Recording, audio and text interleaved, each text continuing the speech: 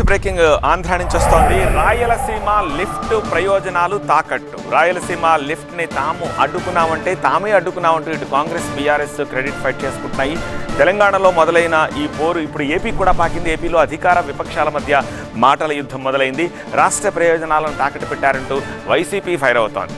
అటు టీడీపీ కూడా అదే రేంజ్లో కౌంటర్ ఇస్తోంది. నేను చంద్రబాబు నాయుడు గారి మీద కేంద్ర ప్రభుత్వం మీద ఒత్తిడి తెచ్చి రాయలసీమ లిఫ్ట్ ఇరిగేషన్ ఆపిచ్చిన అధ్యక్ష నా చరిత్ర ఇది, నీ నీతి గది.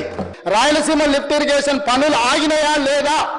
ఉత్తమ్ కుమార్ రెడ్డి గారు మంత్రి అయిన తర్వాత కాంగ్రెస్ అధికారంలోకి వచ్చిన తర్వాత ఆగిన వాళ్ళ నిజం నిర్ధారణ కమిటీ పంపించండి అధ్యక్ష. తెలంగాణ అసెంబ్లీ వేదికగా సీఎం రేవంత్ రెడ్డి చేసిన వ్యాఖ్యలివి. ఏపీ చేపట్టిన రాయలసీమ లిఫ్ట్ ఇరిగేషన్ ప్రాజెక్టును అడ్డుకున్నాం, పనులు కూడా జరగడం లేదు అన్నారాయన. ఆ పనులు ఆపిన తరువాతే నీటి వివాదాలపై చర్చలు జరుపుతున్నామని రేవంత్ ప్రకటించారు. అయితే రాయలసీమ లిఫ్ట్ ఆపింది తామేనని రేవంత్ అబద్ధాలు చెప్తున్నారని అన్నారు మాజీ మంత్రి హరీష్ రావు. తమ వాదనలతోనే 2021లో ఎన్జీటీ స్టే ఇచ్చిందనే విషయాన్ని గుర్తు చేశారు. గ్రీన్ ట్రిబ్యునల్ నుంచి ఆనాటి తెలంగాణ ప్రభుత్వం స్టే తెచ్చి రాయలసీమ ప్రాజెక్టు పనులను ఆపించింది. సిగ్గు లేకుండా మేము ఆపినా, నేను చంద్రబాబు చెవులో చెప్తే ఆపిండు అంటాడు. ఈయన మీద గౌరవం కొద్దీ చంద్రబాబు ఆపిండట. ఎప్పుడు ఆపినాం? ఇది 2021 నాడే మనం గ్రీన్ ట్రిబ్యునల్లో స్టే తెచ్చినాం. ఆ రోజు నుంచి ఈ రోజుకు పనులు నిలిచే ఉన్నాయి. తెలంగాణలో రేగిన రాజకీయ సెగలు ఏపీలో మంటలు పుట్టిస్తూ ఉన్నాయి.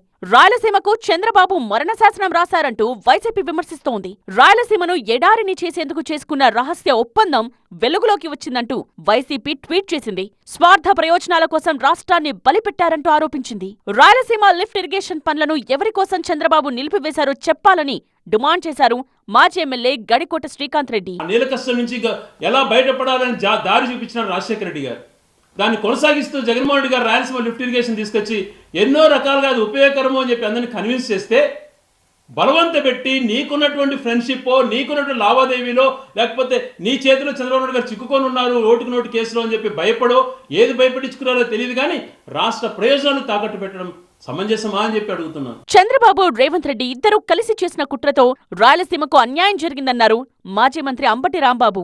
దీనిపై పోరాటం చేస్తామన్నారు. తెలంగాణ శాసనసభలో రేవంత్ రెడ్డి స్పష్టంగా చెప్పాడు, మేము క్లోజ్డ్ రూమ్లో మాట్లాడుకున్నాం, ఆ రాయలసీమ ఎత్తిపోతల పథకాన్ని ఆపేయమన్నాను, చంద్రబాబు నాయుడు గారు ఆపేశారు, ఇక వాళ్ళ హక్కులు మనం హరించేశాము అనేటువంటి మాట తీసుకొచ్చారు.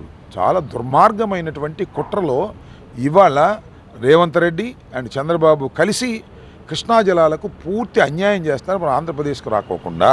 అటు బీఆర్ఎస్ ఇటు వైసీపీ వ్యాఖ్యలకు టీడీపీ కౌంటర్ ఇస్తోంది. గతంలో రోజా ఇంటికి వెళ్లి రాయలసీమ గురించి కేసీఆర్ చేసిన వ్యాఖ్యలను సోమిరెడ్డి గుర్తు చేశారు. నీళ్ల పేరుతో రాష్ట్రాల మధ్య చిచ్చు పెట్టొద్దన్నారు. రోజా గారి ఇంటికి వెళ్లి కేసీఆర్ గారు రాయలసీమ రత్నాల సీమ, నేను నా తమ్ముడు కలిసి ఆ సముద్రానికి పోతున్నాయి గోదావరి నీళ్లు, దాన్ని దీనికి వాడతామని సాక్షాత్ మీ మామ చెప్పాడయ్యా హరీష్ రావు గారు. సిపిఎం కూడా తమ వాదనను వినిపించింది. రాయలసీమ లిఫ్ట్ పై రేవంత్ వ్యాఖ్యలు నిజమైతే ఏపీకి తీరని అన్యాయం జరుగుతుంది. దీనిపై చంద్రబాబు స్పందించి వాస్తవాలు చెప్పాలని అంటోంది సిపిఎం.